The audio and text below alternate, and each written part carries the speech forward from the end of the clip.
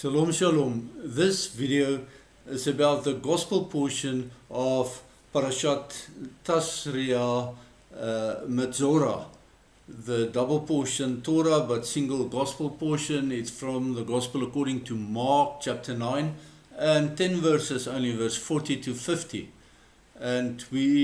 But I'm going to start a little bit earlier for context. We read in Mark 9 verse 30 to 50 about the links between the pecking order amongst the disciples, the other disciple exorcising demons in Yeshua's name, and leading innocent children to stumble and then go swimming with a millstone, the loss of an eye or a limb. And finally, what did Yeshua mean with everybody will be salted by fire? So these 5 different elements are linked in the biblical text, so there must be a connection that's less than obvious. I was just looking for my cursor. What are the links between the pecking order amongst the disciples and leading the innocent to stumble and doing miracles in Yeshua's name? And what did Yeshua mean with everyone will be salted by fire? Good day, my name is Barney de Klerk. I'm not a Bible teacher, I'm a student of God's Word. I love sharing with you what I'm learning from the weekly scripture portions. So regarding the pecking order between the disciples, Yeshua made it clear that he approves of servant leadership and not of autocratic dominance. This, after all, is Adonai's management style, to be open, approachable and participative, as we know from his 13 attributes from Exodus 34 verse 6 and 7, and from biblical witnesses about his management style and how he conducts his court in the book of Job, chapter 1 verse 6 to 12, and again in chapter 2 verse 1 to 7. And also the witness testimony from Isaiah in Isaiah 6 verse 1 to 13, and also the testimony in the first book of Kings, chapter 22 verse 16 to 25. I'm not going to talk, it's very interesting and enticing to me to talk about those portions, but I'm not going to just say that you learn about Adonai's management style in those verses, and it's not autocratic. The disciples saw someone driving out demons in Yeshua's name, and John wanted the other unnamed believer to follow them, to be subservient to their authority, but Yeshua's call on that person was different and unique. This person operated outside of what we would call the church structures, and he may have been the trigger that sparked this preceding debate about who is the greatest amongst the disciples, who yields the greatest authority. Regarding this other disciple, Yeshua explained that he cannot turn against Yeshua shortly after he did miracles in Yeshua's name. This man is not a reference to the church who has murdered, burnt, evicted, persecuted Adonai's chosen people throughout the past 2,000 years in their demonic-driven defilement of Yeshua's holy name. They did these monstrosities, the Holocaust, in the name of Yeshua, the other persecutions as well. The church is the great harlot of Revelation 17, drunk with the blood of the Kedoshim. This man was nothing like that. And then Yeshua returned to and continued his lesson about taking care of children. This lesson was for the disciples in the simple, direct Peshat exegesis, but it was for all believers in even the church, in the Remes application and the Drash extended application exegesis. It is a grave warning not to seduce innocent people away from serving the one true God. It is with regards to bringing children and the innocent to stumble that it is better to lose a limb or an eye, or rather to lose your salvation, your Yeshua. Yeshua knew the gullibility of children, and he detested people who lead them astray. For such people, he said that to go swimming in deep water with a millstone or to be maimed or will be kinder to them compared to the wrath that he will dish out upon them. So that brings us to the last of the topics. What does it mean to be salted by fire? Firstly, be aware that some Bible translators and translations chose to ignore the second part of Luke 9 verse 49, where I'm taking this from, be salted by fire. The second part, be salted by fire. The second part that's not in every translation is every sacrifice will be salted, which is a reference to Leviticus 2 verse 13. As Yeshua combined this, even the translators' efforts to cut reference to the sacrificial system cannot hide the fact that we have to submit, we have to sacrifice our own egos and desires to Adonai's will. The Leviticus 2 verse 13 commandment requires that our egos and desires be sacrificed with salt before it is submitted to the flames of the altar. In order to grasp Yeshua's teaching about his followers being salt, we have to know what salt is and how salt can lose its flavor. The most common salt known to us is table salt, of course. That's sodium chloride, NaCl, a white cubic crystalline mineral. There are three ways in which salt may lose its flavor. The first comes from its strong hygroscopic or hydrophilic characteristic, as salt loves water.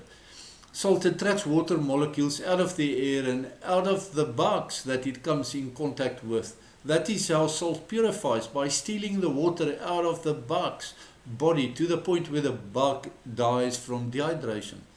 When salt drowns itself in water, the salty water will eventually become so diluted that it loses its saltiness by dissolving the salt.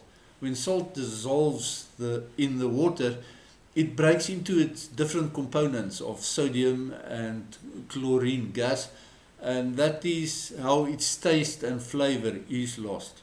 But it does not seem to be the mechanism, I think, that Yeshua was talking about. So the second way to make salt lose its flavor is to heat it up enough to release chloride gas, or to give it an electric shock, as the current will also break the composition apart into its components. And I'm quite sure that this is also not what Yeshua was on about. The third way in which salt can lose its flavor is when it is exposed to different smells, aromas and flavors, and it absorbs those unsavory flavors.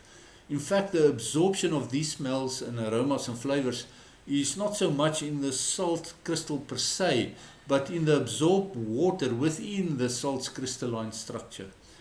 This is where it hides the aromas and odors. This is how salt enhances the pleasant food aromas, but it's also the mechanism through which salt will absorb foul smells and spoils the salt. And this is what Yeshua was talking about. When salt absorbs foul smells, it is ruined and it must be thrown out. When we look at the Hebrew word for salt, you'll be surprised to learn that it is melech, mem lamed chet. Yes, the exact same three letters in Hebrew can mean salt, and it can mean king, because the king is hamelech. Melech is the king and melech is salt in Hebrew.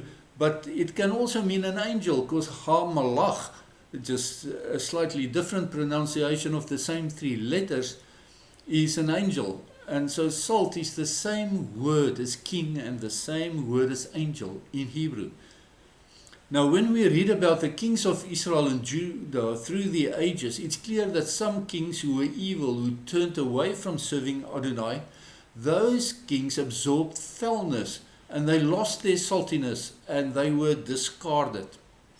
We also read in the Bible of angels who became contaminated with evil thoughts and who bound themselves in a curse as they absorbed foul smells and aromas, which ruined their saltiness, and they too were cast down because of it. In the Bible, we also read about two covenants of salt. The first is a covenant of salt that Adonai made with Aaron and Aaron's descendants to be his anointed high priests, as per Leviticus 2 verse 13 and the book of Numbers chapter 18 verse 19. And then the second covenant of salt that Adonai made was with David and his descendants to be the kings of the Jews. And that covenant you can read about in 2 Chronicles 13 verse 5. So from these two covenants of salt, we can plot the generational lines to see if and where those lines would ever come together. And when those two covenants of salt come together, that will be where we find the salt of the earth. In Matthew 1 verse 1 to 17 and in Luke 3 verse 23 to 38, we read about King David's line in the genealogy of Yeshua through his adopted father Joseph. So that we can say that David's covenant of salt leads us to the Messiah, and that is simple enough.